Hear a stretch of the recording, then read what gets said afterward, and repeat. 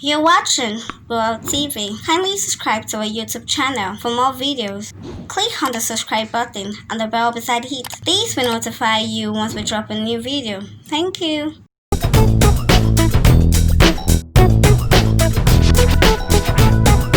The ex-governor of Oyo State, who was on a life support machine at First Cardiology Hospital in Ikoyi, Lagos, before he lost the battle to coronavirus on Thursday.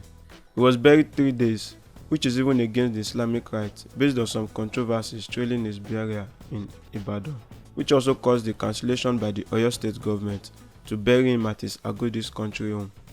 Apparently, America-based Nollywood actress Oyinkansola mentioned that those present at the burial of the late politician must have contacted the virus. She also accused the Nigerian government, as she said in her words,